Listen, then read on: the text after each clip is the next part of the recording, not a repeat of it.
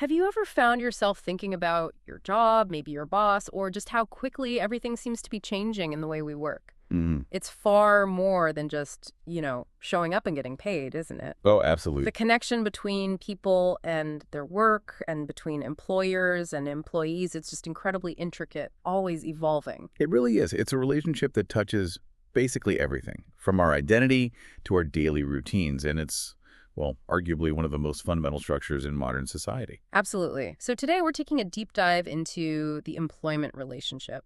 And this isn't just about legal contracts or HR policy. No, not at all. It's a dynamic human connection, deeply rooted in history, with really profound implications for us as individuals and for society as a whole. Right. Our mission in this deep dive is to sort of pull back the curtain on its core concepts, trace its, well, wild ride through the industrial revolutions, understand the key players involved, and explore the different philosophies that try to explain this crucial part of our lives. And we'll even touch on how recent global events, things like the COVID-19 pandemic, really pushed it to its limits. Exactly. So by the end of our conversation, you'll hopefully have a much clearer grasp of why the world of work looks the way it does right now. Yeah, armed with insights that might just, change how you view your own professional life. Okay, so if we want to understand work today, we probably have to start at the beginning or close to it. For a long time, the term everyone used was industrial relations. What was that really all about? Why was it the defining term? Well, industrial relations, it was essentially about managing conflict in large-scale workplaces. Think particularly around the factory system that emerged. Okay. It focused on the big, organized pieces. Collective representation, usually through unions, formal collective bargaining processes, joint regulation between unions and management, and specific laws governing the workplace. Right. Early thinkers in this field, people like Clegg and Flanders, they really emphasized this institutional regulated framework. It was all about handling the inherent tensions between, large groups of workers and management. That sounds very structured, almost like a rigid framework designed for that industrial era. It was, yeah. But then we saw this significant shift, and the conversation broadened out to employment relations. What prompted that change? Precisely. Industrial relations as a term, it just became too narrow. It didn't really capture the reality of what evolved into a post-industrial society. Mm. So employment relations is a much broader, more encompassing term. It kind of bridges the gap between that traditional industrial relations focus and modern human resource management, HRM. Ah, It brings in a wider array of stakeholders, things about environmental factors, and crucially, the focus expanded beyond just those big union-employer negotiations. so it includes more individual aspects. Yes, exactly. It started looking at the critical individual one-on-one relationships and even the informal kind of unwritten rules and aspects of how people interact at work. So it's not just about what happens in union halls or, boardrooms anymore. Not at all. Employment relations now examines the behavior, the day-to-day interactions, the psychological processes at play when people in organizations are working together. Okay. This includes everything from formal company rules right down to your individual experience at your desk or on the shop floor or wherever you work. Right. It aims to understand relationships within the work situation, how they reflect broader societal problems, and the unique processes, structures, regulations that govern work, all within their specific social, political, economic, and historical contexts. It's a much more holistic lens. That makes a lot of sense, especially given how quickly the world of work keeps changing. Hmm. Okay, let's trace this back historically then. Where did this modern employment relationship even come from? To really grasp it, we have to journey back to what's often called the First Industrial Revolution. That was a period that just fundamentally reshaped society. And it really was a convulsion, wasn't it? Starting, some say, as early as the 14th century with things like the printing press, then accelerating massively with the steam engine, the rise of factories, especially in textiles. Right. But rewind even further before all that. In pre-industrial society, work was completely different. It was traditionally determined, often tied to a really clear division between, say, landowners and peasants. Work wasn't primarily about employment like we think of it now. It was more about fulfilling a specific societal function, a role. Earning a living, surprisingly, was kind of secondary to that traditional role. And here's where it gets truly fascinating, almost counterintuitive for us today. Back then, the very idea of striving for excessive profit, it was generally seen as, immoral. Really, immoral. Yeah. You find scholars quoting actual sermons from as far back as 1644 where ministers would criticize someone for making too much profit, they'd outline what they called false principles of trade. Like what? Things like, buying low and selling high just for gain, or raising prices significantly to cover losses from, say, a shipwreck. These were often viewed very negatively by the community. It wasn't seen as virtuous. Wow, that's a completely alien perspective compared to today. So how did we get from that to the factory system, which really started emerging by the mid-18th century? It was a confluence of factors. You had new energy sources like steam power becoming viable. You had new efficient machines transforming manual tasks, especially in textiles. Okay. And crucially, there was a societal shift. The idea of pursuing gain, profit, became more accepted as central to commerce. The notion that there shouldn't be laws against it took root. This led capital owners to establish factories, bringing together masses of workers to perform often repetitive, specialized tasks. And the key shift was these workers weren't selling their products or their craftsmanship anymore. They were selling their time and their labor. Ah, that's the fundamental change. Exactly. Work became depersonalized, losing some of its inherent meaning for many. And workers started finding a new identity, not in their craft, but in the working class, and through the early trade unions that started forming. The effects of that first industrial revolution on the employment relationship must have been just profound. They absolutely were. Economic activity was essentially ripped out of people's personal and social lives, leading to this widespread depersonalization of work. Hmm. It created a stark polarization, a divide between the employed masses and the owners or managers. This era saw the birth of working-class consciousness, the rapid growth of trade unionism, and, unfortunately, often pervasive negative attitudes towards work itself. So work became central, but maybe not in a positive way. Right. Economic activity became the primary driver of people's lives. Capitalism really solidified its dominance, and this concept of selling labor often resulted in the disempowerment of those actually doing the producing. Then, building on that, the mid-19th century brought the next wave, the Second Industrial Revolution. What characterized that period? More tech? Yeah, more scientific breakthroughs, increasingly sophisticated technology, much greater automation. You saw the widespread use of petroleum and electricity as power sources. And of course, the invention of the assembly line, which completely transformed industries like motor car production. Think Ford. Right. And what was the impact on the employment relationship then? Did things start to get better with unions growing? Well, despite the growing strength and influence of trade unions during that time, many of the core problems caused by industrialization largely persisted. Yeah. There was still no real reconciliation between people's working lives and their personal lives for most. Work and the employment relationship itself remained largely impersonal. That polarization continued. And the role of trade unions, while certainly more powerful, often remained quite antagonistic.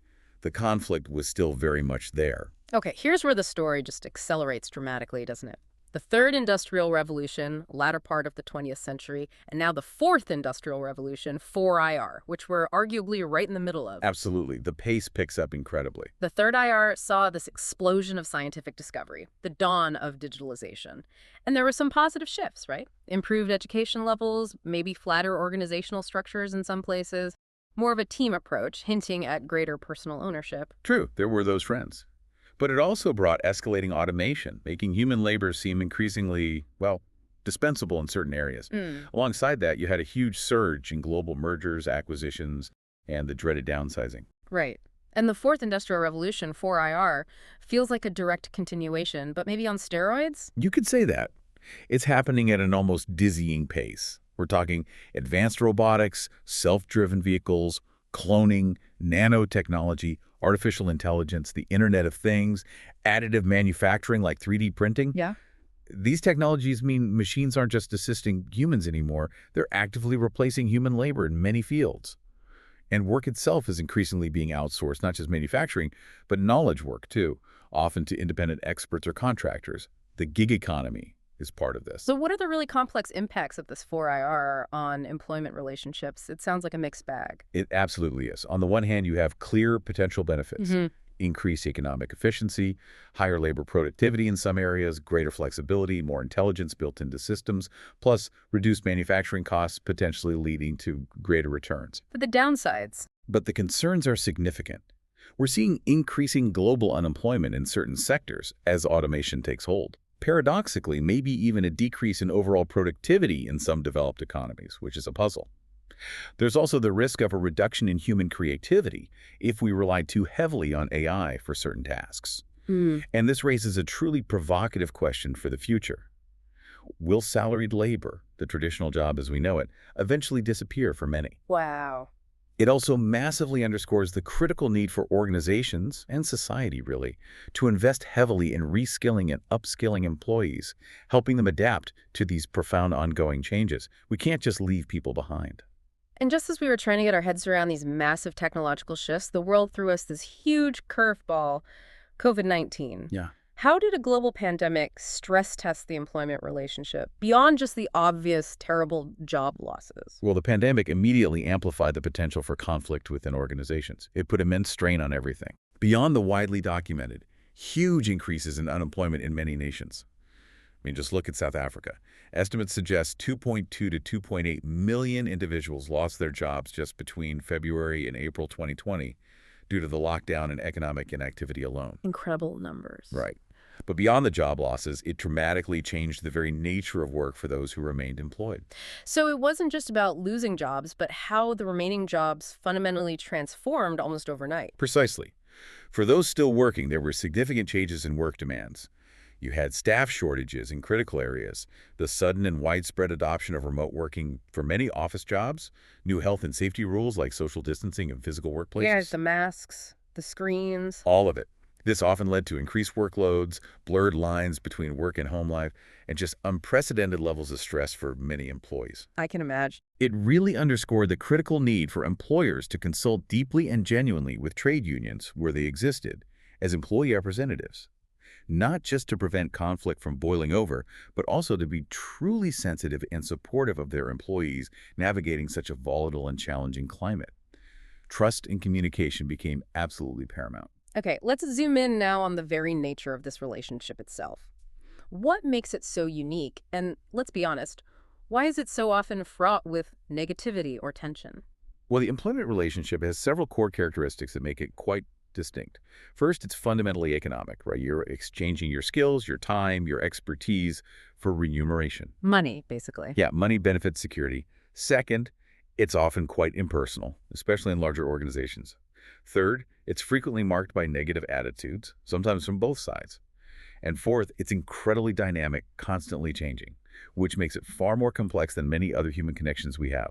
But isn't it also a human relationship at its core, like a friendship or a partnership?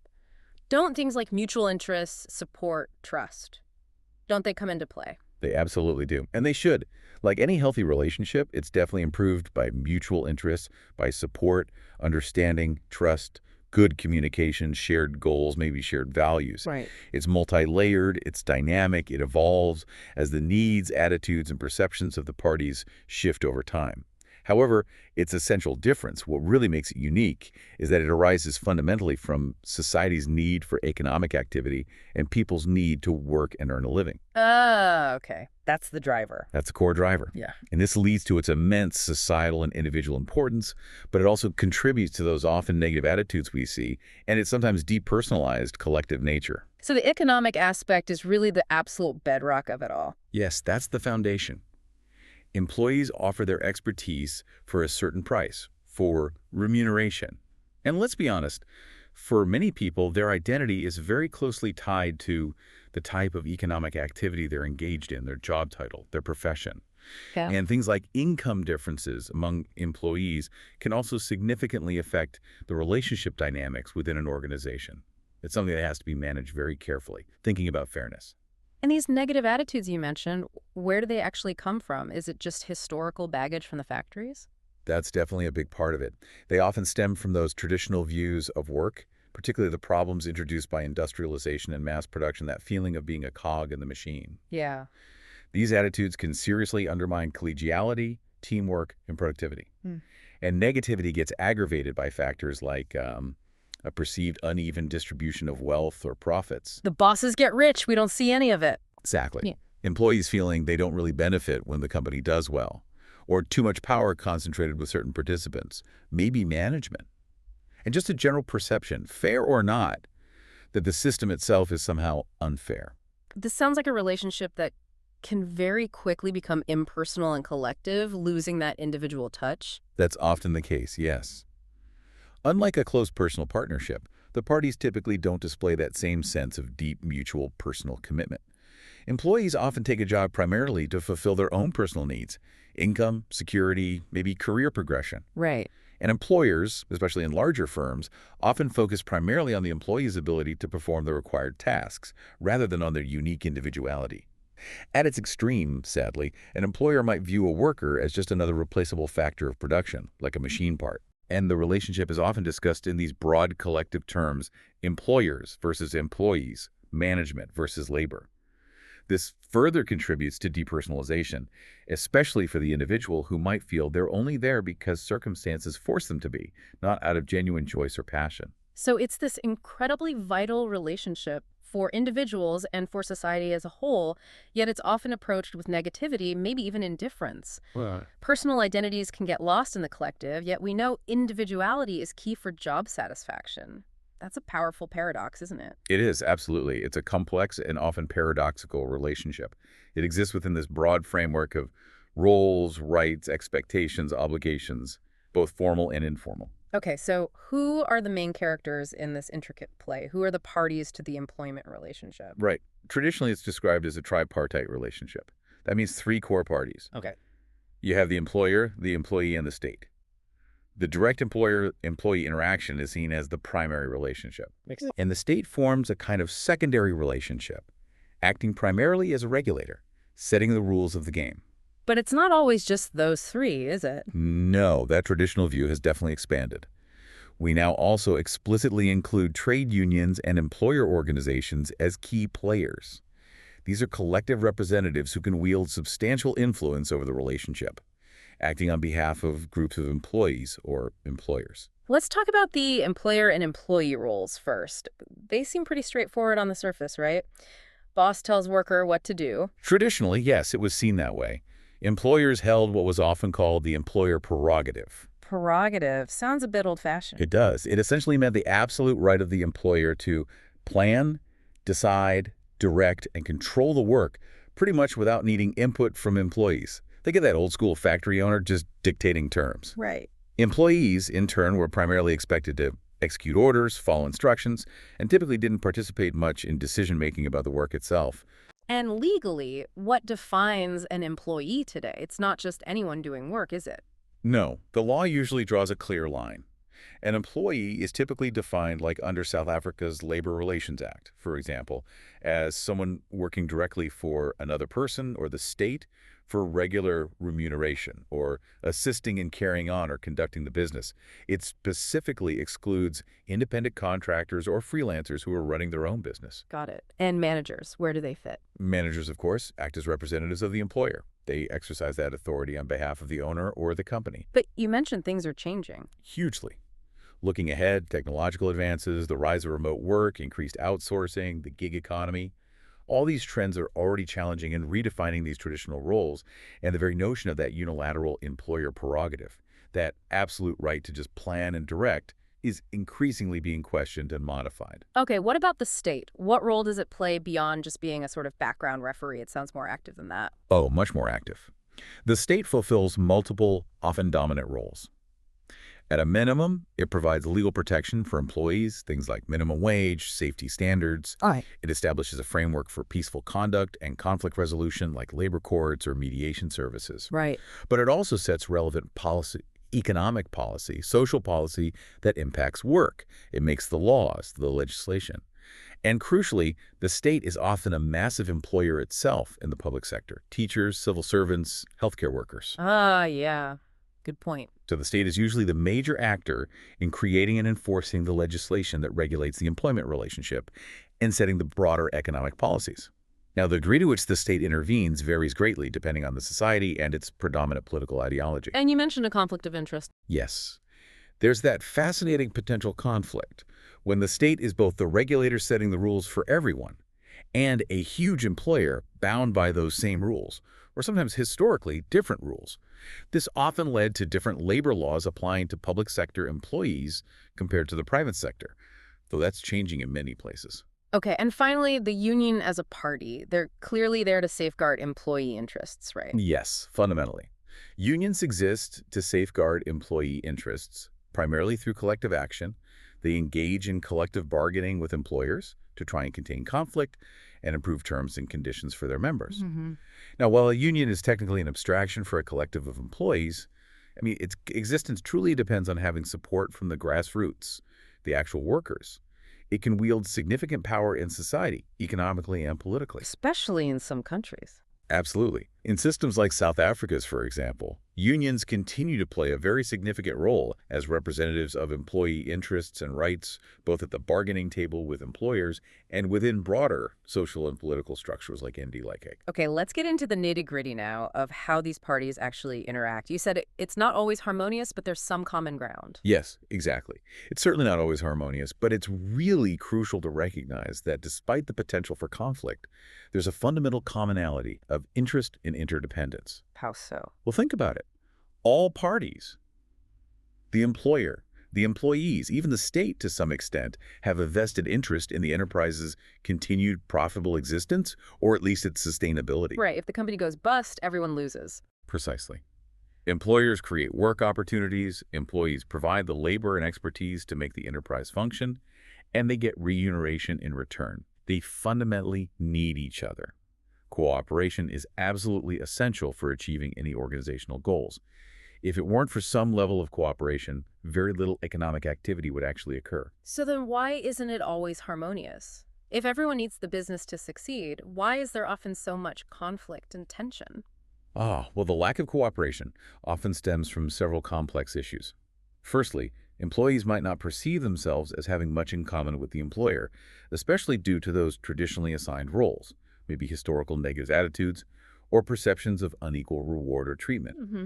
That commonality of interest, even if it exists objectively, is frequently overshadowed by conflict related to different personal and group goals, maybe differing values, or fundamental disagreements over ideology. Also, employers might see themselves as dependent on labor in a general sense, but maybe not on any particular employee or group of employees, viewing labor as easily replaceable, which obviously doesn't foster cooperation. Yeah, that cog in the machine feeling again. Exactly. And historically, maybe too much emphasis fell on institutionalizing conflict, setting up systems purely to manage disputes rather than genuinely promoting cooperation and shared understanding from the outset. But that's changing. Hopefully.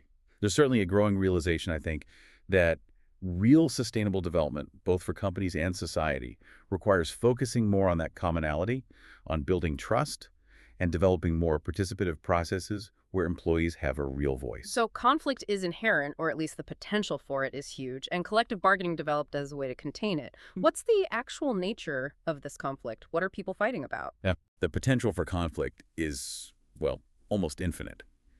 At its most basic level, it's often about the division of the pie, the profits and benefits generated by the enterprise. Employees naturally want higher wages, better benefits, maybe more leisure time, while employers are often focused on maximizing profits or returns for shareholders. The classic struggle. It is. But on a more sophisticated level, conflict centers on issues like who defines the roles, who holds the decision-making powers, how much flexibility should there be. And increasingly, conflicts arise over different values, ethics, or even fundamental political or social ideologies spilling into the workplace. Is all conflict inherently bad, then? Does it always damage the relationship? Not necessarily, no. Studies actually show that a certain level of conflict can be functional, even healthy. It can prevent stagnation, force necessary change, bring hidden issues to the surface. Okay. Conflict in a relationship isn't automatically the problem. It only becomes really dysfunctional if it escalates to destructive proportions, if it's not balanced by cooperation, or if it isn't handled constructively. And collective bargaining is the traditional way to handle it. It's the main mechanism developed to contain this conflict, yes. But the nature of traditional collective bargaining often results in compromise solutions. It can be quite positional, leading to win-lose or sometimes even lose-lose outcomes where neither side is truly satisfied. Is there a better way? Well, by contrast, a different approach, sometimes called integrative problem solving, which relies much more heavily on cooperation and trust, is generally considered superior when it's possible. It aims for win-win solutions that address the underlying interests of both parties and are therefore usually more sustainable and universally acceptable. But it requires a different mindset. That brings us right into the power dynamic, doesn't it? Collective bargaining, especially the traditional kind, sounds like it relies heavily on who holds the most power at any given moment. It absolutely does. The whole process often begins when one side perceives the other as holding power they want to challenge or influence. It involves continuous attempts to balance or equalize that power. And where does power come from in this context? The amount of power wielded by either party, employer, or employee groups depends on variables like how dependent is one party on the other, how important is what they offer, how scarce are their skills or resources, Yeah. and are there alternatives? Are they non-substitutable? Okay. Power is never static. It's continuously shifting based on these factors, based on the economy, based on technology. This leads to this ongoing power competition or struggle for influence. And remember, the state also holds overarching power, potentially equalizing things or tipping the scales one way or the other through laws and policies. And what kind of power do we see most often actually playing out in workplaces? Is it positive power? Unfortunately, coercive power often predominates or at least plays a significant role. Yeah. Employers might use it through things like rigid organizational structures, Yeah. the threat of negative consequences like disciplinary action or dismissal, or even lockouts during disputes. Right. Employees, particularly when organized collectively through unions, use their power primarily by withholding their labor the strike weapon or other forms of industrial action. Are there different types of power recognized? Yes, back in 1959, social psychologists French and Raisin identified 5 main forms of social power, which are very relevant here. Mhm. Coercive power, based on threat punishment; reward power, based on giving rewards; Mm. legitimate power, based on role or position, like a manager's authority; expert power, based on knowledge skills; and referent power, based on being liked, respected, or identified with. Okay, so 5 types. Which ones are truly desirable in trying to build a healthy, productive employment relationship? Well, coercive power is generally considered the least desirable and most primitive form. It breeds resentment and fear, not commitment. Ideally, organizations and individuals should strive to rely more on expert power and referent power. Why those two? Expert power rests on genuine knowledge and experience people follow, because they believe you know what you're talking about and can lead effectively. Referent power is obtained when others identify with a person's or their value system. They follow out of respect, admiration, or a sense of shared purpose. So moving beyond just telling people what to do. Exactly. The aim should be to move from power over, controlling and directing people to power, to empowering individuals and teams. Ironically, empowering individuals often makes the organization itself much more powerful and effective in the long run. This really points towards establishing joint structures and processes that promote cooperation and shared problem solving, perhaps alongside, or even sometimes instead of, purely traditional collective bargaining. This also highlights that constant tension between the individual and the collective, doesn't it? Right. Work is often performed collectively in teams or departments, but employees also have a very real human need for personal recognition, for individual satisfaction. Precisely. There's often a constant push and pull there.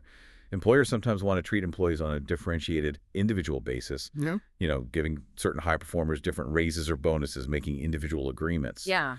While unions, representing the collective interest, often insist on collective treatment, standardized pay scales, Yeah. ensuring fairness and preventing favoritism. So that creates tension. It does. It raises key questions like, can an employer legitimately demand an individual make a decision that goes against the union's stance? Can unions reasonably insist that all employees in a bargaining unit become members? Where do individual rights end and collective rights begin? Tricky questions. Very. The solution, most agree, lies in achieving a delicate balance, respecting both individual rights and needs and collective rights and the role of representation, and acknowledging that employees can, and often do, have dual allegiances, feeling loyalty to both their company and their union if they have one. It's not always either. So this whole dynamic is really like an interaction continuum, as some describe it, a constant movement back and forth. That's a good way to put it. A dynamic movement between conflict and cooperation, Yeah. shifting power dynamics, and that ongoing tension between individual and collective interests. It's never static. Okay. So beyond these direct interactions between the parties, what invisible forces are shaping these relationships? What's in the rule book, so to speak, both internal and external? Right, let's look at those regulating factors. We can start with intrinsic factors, those that regulate the relationship more from within. Firstly, simple custom and tradition play a huge role, often unconsciously. How so? Just the way things have always been done. Past practices often define current roles, rights, and expectations, like that employer prerogative we talked about, which was largely based on tradition for a long time. But that can be a problem. It can. Relying too much on custom can lead to stagnation, resistance to necessary change, especially when today's realities are so different from the past. Hmm. We've always done it this way isn't always a good reason. Okay, so we can't just rely on tradition. What about a formal legal framework? That seems essential. Absolutely essential. That's where legislation comes in. It provides the necessary legal framework for ensuring fair conduct, providing mechanisms for resolving conflict peacefully, and sometimes correcting significant power imbalances between employers and employees. And you mentioned the state's role might grow here. Possibly, yeah. Given challenges like escalating global unemployment due to automation and technology making certain jobs redundant, the state might actually have to play a greater role in the future in regulating how technological advancement is managed, how economic activity is structured, perhaps even intervening more directly in how profits are shared or how transitions are handled for displaced workers. That's a big debate happening now. Okay. And what about rules the parties agree on themselves without the state stepping in? That's mutual agreement. This involves rules and procedures agreed upon directly by the parties, often through collective bargaining leading to collective agreements, or through joint consultative structures within a company. Generally, the more the parties can agree on their own rules and processes, the less they'll need external intervention from the state or courts, which is usually preferable for the relationship itself. That sounds ideal, but often overlooked maybe are the ethical considerations, things like trust, integrity, fairness. How important are they? Critically important, and yes, often overlooked or undervalued. Too little attention is sometimes paid to the ethical framework that should underpin these relationships. A lack of trust, for example, is often a clear sign that an ethical code, written or unwritten, is missing or being ignored. So what builds trust in this context? Trust is built on several things: mutual respect, faith in the other party's integrity, recognition of their legitimacy, like recognizing the union's role, ensuring there's no abuse of position or power, trying to maintain a balanced perspective, actually keeping your word, and consistency in behavior over time. It takes time to build and can be destroyed very quickly. And fairness. That seems subjective. It can be subjective, yes. Concepts of fairness definitely differ between individuals and groups. But neutral standards do exist, like the legal concept of the reasonable person. Test what would a reasonable person consider fair in these circumstances. Hmm. Thinkers like Salomon suggested criteria for fairness in employment, such as reciprocity, a fair exchange, balanced benefits, equitable treatment compared to others, equal treatment under rules, and consistent application of those rules. Many legal systems, like South Africa's labor court, also emphasize that actions need not only be fair, but be perceived to be fair. That means explaining decisions, consulting, involving people in processes that affect them. Procedural fairness is key. Okay, so those are some of the internal guiding principles or rules. What about the big picture, the external forces shaping the whole labor relationship from the outside? Right, the context is crucial. The socio-political system is a massive influence. The overall political ideology of a society, whether it's more socialist, liberal, authoritarian, profoundly shapes its employment relation system. The laws, the institutions, and the power balance within it. And politics influences work. Work influences politics. Exactly. Individual employers and employees also influence government policy as voters and through lobbying. And think about specific historical contexts, like in countries with a history like South Africa's apartheid. The political system directly created grossly unequal bargaining power and highly politicized trade unions, effects which are still felt today.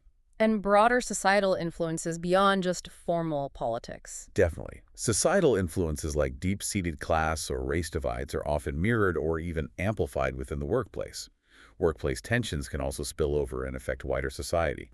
And community problems, things like a lack of adequate housing, poor public transport, substandard education for workers' children, these directly impact employee well-being and performance and can become significant issues brought to the bargaining table. It's all interconnected. And the economy, obviously. Of course. The economic dispensation is another huge external factor. Whether a society generally favors free enterprise or a more planned economy, along with macro factors like fiscal policy, interest rates, economic growth rates, inflation, and crucially, levels of unemployment, all these strongly influence employment relations, bargaining power, and the types of issues that become contentious. And trade unions themselves, you mentioned them as parties, but They're also an external influence on the system overall. Yes, absolutely. The influence of trade unions as organized bodies is significant. Remember, they were largely born out of worker dissatisfaction with early industrial capitalism. As they grew in strength, they fundamentally curbed that unilateral employer prerogative and became major players influencing not just company policies, but also government policy. An individual employer's approach to the relationship today is greatly circumscribed or influenced by the potential or actual presence and power of unions. Even governments and democratic systems generally cannot enact major labor legislation without significant reference to and consultation with strong trade union movements. And there are other factors, too. Oh, yes. You have to consider additional influences like the pace of technological development, changes in business structure like mergers or demergers, the degree of industry concentration, monopolies versus competitive markets, and labor demography, the changing age, skills, gender, and diversity profiles of the workforce. It really highlights how interdisciplinary the study of employment relations is. You're drawing from economics, sociology, psychology, law, history, politics. It's clear this relationship is incredibly complex, shaped by so many forces. Have thinkers developed different ways of viewing it all, different philosophical lenses, if you will, to try and make sense of it? They certainly have. Over time, several distinct theoretical approaches or frames of reference have emerged. We could look at the traditional approaches first. Okay. Perhaps the oldest is the unitary approach. This perspective stems largely from classical liberal ideas and sees the employment relationship, or the organization itself, as essentially a harmonious partnership. Everyone's on the same team, striving towards common goals. So no conflict in this view. Ideally, no inherent conflict of interest. Employees are viewed primarily as individuals who should be loyal to the organization. Conflict, when it does arise, is seen as stemming from minor interpersonal friction, maybe poor communication, or perhaps the actions of a few troublemakers who don't fit in. And unions. Unions, in the pure unitary view, are seen as unnecessary, intrusive outsiders. They're perceived as just causing friction and disrupting that natural harmony between management and employees. This approach formed the traditional foundation for much of human resource management, focusing on motivating individuals and ensuring loyalty to the company. Has that view survived? While it was heavily challenged by the rise of unionism and conflict, we've actually seen a kind of neo-unitarism resurface in recent decades. It's maybe more sophisticated. Companies might say, okay, we recognize collective groups exist, but we still want to primarily engage with our employees as individuals. We prefer direct communication, feedback surveys, consultation forums, rather than purely relying on collective negotiation through a third party like a union. The focus remains on building individual commitment. Okay, then there's a completely different, much more confrontational view, the radical approach. That sounds like it probably comes from Karl Marx. It does, yes. It's fundamentally rooted in Marxist analysis of capitalism. This approach sees inherent, unavoidable conflict built into the very structure of the employment relationship under capitalism. Lay inherent. Because it views the system as based on the exploitation of employees, the proletariat, by employers, the bourgeoisie, who own the means of production. Employer power is seen as always inherently greater due to this ownership structure. Conflict isn't just occasional, it's constant and systemic. So things like HR departments or labor laws don't help. From this perspective, structures established within the capitalist system, like laws, HR departments, even collective bargaining, sometimes don't actually resolve the fundamental conflict. They might manage it or disguise it, but they ultimately just perpetuate the underlying system of exploitation. And what's the role of unions in the radical view? Unions are seen as essential, but primarily for conscientizing the working class, raising awareness of their exploited position, and mobilizing them for collective action. However, the radical view holds that unions cannot achieve true equality or fundamentally change the power imbalance within the capitalist system. Their ultimate aim, from this perspective, isn't just better wages within the system, but the eventual overthrow of capitalism itself and its replacement with a different societal structure. Okay, so two very different poles there. Is there something of a middle ground? Yes. The approach that has arguably been most influential in shaping labor relations policy and practice in many industrialized countries, including South Africa for a long time, is pluralism. Pluralism, what does that entail? Pluralism is rooted in a conflict model of society. But unlike the radical view, it doesn't see conflict as necessarily irreconcilable or requiring revolution. It accepts that conflict between employers and employees is inherent and natural because they inevitably have some different interests, like over the distribution of profits. But it can be managed. Yes, Pluralists believe this conflict can be contained and managed constructively by distributing power more widely within society and the workplace. They argue that the power of employers needs to be balanced by the legitimate collective power of employees, exercised primarily through independent trade unions. So unions are legitimate actors. Absolutely. In the pluralist view, unions are seen as legitimate and necessary representatives of employee interests.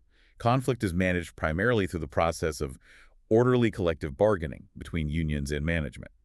This process is expected to lead to compromises where neither side gets everything it wants, but a workable agreement is reached. The parties often act as sort of positional adversaries in this negotiation process. Okay, so those are the main traditional viewpoints.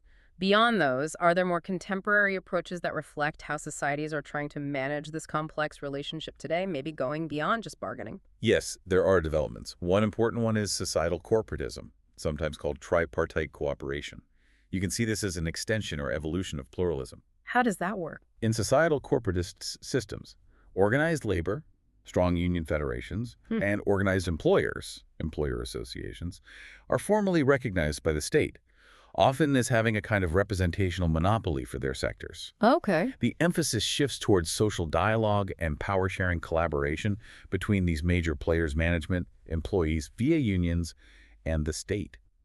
This collaboration is often institutionalized in formal tripartite structures, like NEDILAC in South Africa, where they collectively discuss and negotiate national, economic, and social policy issues, aiming to contain conflict and build consensus at a macro level. So a more collaborative model at the national level. Ideally, yes.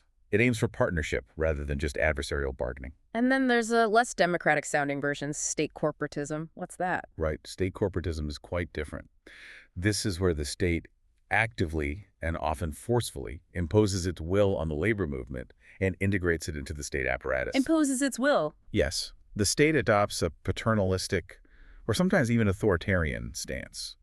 The goal is often to demobilize independent labor movements and co-opt organized labor into the government structure itself, controlling its activities. Trade union influence is typically weak, unions might not be independent, and democratic labor practices like the right to strike might be severely restricted. Where do you tend to see this? This system is more typically found in underdeveloped countries or nations with more authoritarian political systems. The state essentially dictates the terms of the relationship. Wow, what a journey we've taken. From those pre-industrial villages where, seeking too much profit was actually seen as immoral, Amazing, isn't it? through the birth of factories, the rise of unions, the incredible acceleration of technology, all the way to the brink of a future where AI might fundamentally change the nature of work itself.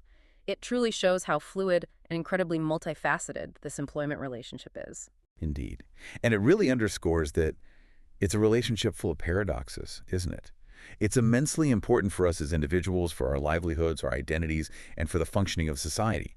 Yet it's so often fraught with negativity and personality and these deep power struggles we've talked about. Yeah. Understanding its history, the different players, the forces at play, and these different ways of looking at it, these philosophical lenses, it's just absolutely crucial, I think, for navigating our current rapidly changing world of work. So thinking about all this, the question for you, the listener, is Yeah. what does this all mean for your work, for your organization, and maybe even for your role in the broader economy? Hmm. Given the accelerating pace of the Fourth Industrial Revolution and the profound, often harsh lessons learned from recent global events like the pandemic, how can we collectively, all the stakeholders, work towards fostering employment relationships that are not just economically productive, but are also genuinely fair, built on trust, and truly empowering for everyone involved? That's the challenge, isn't it? Moving beyond just managing conflict to building something more positive and sustainable. Something to mull over until our next deep dive.